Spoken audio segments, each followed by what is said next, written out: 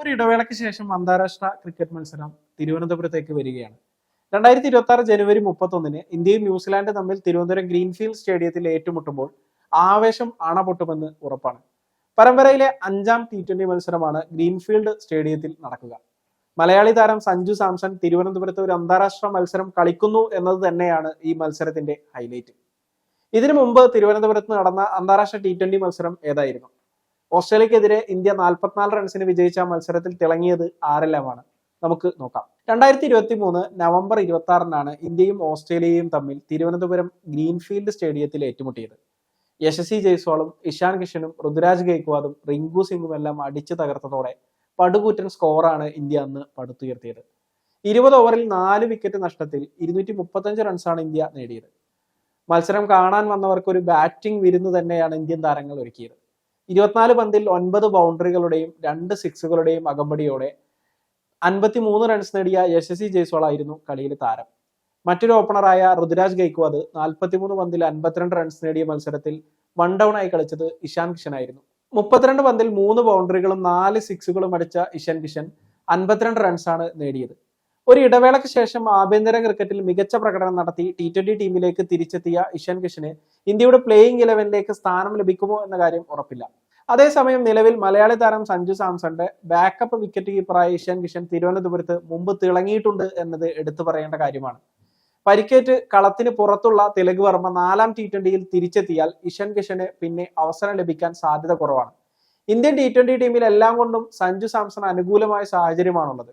Opening പൊസിഷനിൽ നിന്ന് സഞ്ജുവിനെ മാറ്റി മധ്യനിരയിലേക്ക് മാറ്റിയത് തെറ്റായ തീരുമാനമായിരുന്നു എന്ന് സെലക്ടർമാർ തിരിച്ചറിഞ്ഞു എന്നതാണ് എടുത്തു പറയേണ്ട കാര്യം. ടീമിലെ ഫസ്റ്റ് ചോയ്സ് ഓപ്പണർ ആയതുകൊണ്ട് തന്നെ തിരുവനന്തപുരത്ത് സഞ്ജു ഇന്ത്യയുടെ നീല ജേഴ്സിയിൽ കളിക്കുമെന്ന് ഉറപ്പാണ്. തിരുവനന്തപുരത്ത് അടുത്തിടെ കേരള ക്രിക്കറ്റ് ലീഗ് മത്സരങ്ങൾ കളിച്ച സഞ്ജു വെടിക്കെട്ട് ബാറ്റിംഗ് പ്രകടനം തന്നെ നടത്തിയിരുന്നു. ന്യൂസിലാൻഡിനെതിരെയും തിരുവനന്തപുരത്ത് സഞ്ജുവിന്റെ വെടിക്കെട്ട് കാണാനായാൽ മലയാളി ക്രിക്കറ്റ് ആരാധകർക്ക് സന്തോഷിക്കാൻ അതിൽ പരം ഒന്നും ആവശ്യമില്ല. സഞ്ജുവിന്റെ വെടിക്കെട്ടിനായാണ് അവർ കാത്തിരിക്കുന്നത്. 2023 തിരുവനന്തപുരത്ത് ഓസ്ട്രേലിയക്കെതിരെ നടന്ന മത്സരത്തിൽ ഇന്ത്യക്കായി 5ാമനായി ക്രീസിലെത്തിയ റിങ്കു സിംഗ് വെടിക്കെട്ട് പ്രകടനമാണ് നടത്തിയത്. 9 പന്തിൽ 31 റൺസ് എടുത്ത റിങ്കു പുറത്താകാതെ നിന്നപ്പോൾ ആരാധകർ ആവേശഭരിതരായി മാറി. 4 ബൗണ്ടറികളും 2 സിക്സുകളും അടങ്ങുന്നതായിരുന്നു റിങ്കുവിന്റെ ഇന്നിംഗ്സ്. ഇന്ത്യയുടെ നായകനായിരുന്ന സൂര്യകുമാർ യാദവ് 10 പന്തിൽ 2 സിക്സുകൾ ഉൾപ്പെടെ 19 റൺസ് നേടി. 2 പന്തുകൾ മാത്രം നേരിട്ട തിലക് വർമ്മയും ഒരു സിക്സ് അടിച്ചു. മത്സരത്തിൽ ഇന്ത്യക്കായി ഇറങ്ങി എല്ലാവരും സിക്സ് അടിച്ചു എന്ന കാര്യം എടുത്തു പറയണം.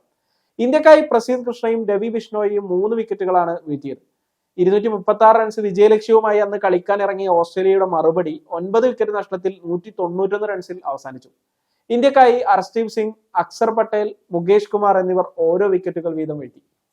ഓസ്ട്രേലിയൻ ടീമിന് വേണ്ടി മാർക്കസ് സ്റ്റോയിനിസ് 25 പന്തിൽ 45 റൺസും മാത്യു വേഡ് 23 പന്തിൽ 42 റൺസും ടിം ഡേവിഡ് 22 പന്തിൽ 37 റൺസും നേടി. അന്ന് ഇന്ത്യൻ ടീമിനായി കളിക്കാനിറങ്ങിയ താരങ്ങളിൽ പലരും ഇപ്പോഴത്തെ ഇന്ത്യൻ സ്ക്വാഡിൽ ഇല്ല. സൂര്യകുമാർ യാദവ് ക്യാപ്റ്റനായി തുടരുമ്പോൾ ഇഷാൻ കിഷൻ, റിങ്കു സിംഗ്, തിലക് വർമ്മ, അക്ഷർ പട്ടേൽ, അർഷ്ദീപ് എന്നിവരാണ് ഇക്കുറിയും തിരുവനന്തപുരത്തേക്ക് വരാനൊരുങ്ങുന്ന താരങ്ങൾ. അന്ന് സ്ക്വാഡിൽ ഉണ്ടായിട്ടും കളിക്കാതിരുന്ന വാഷിംഗ്ടൺ സുന്ദർ, ശിവൻ ദുബെ എന്നിവരും ഇത്തവണ സ്ക്വാഡിലുണ്ട്. എന്തായാലും തിരുവനന്തപുരത്ത് മത്സരം ആവേശകരമായി മാറുമെന്ന് ഉറപ്പാണ്. ആരാധകർ കാത്തിരിക്കുന്നത് സഞ്ജുവിന്റെ വെടിക്കെട്ടും ഇന്ത്യയുടെ ആവേശകരമായ വിജയവും കാണുന്നതിനു വേണ്ടിയാണ്. ആരാധകരുടെ ആഗ്രഹം നടക്കുമെന്ന് തന്നെ നമുക്ക് പ്രതീക്ഷിക്കാം.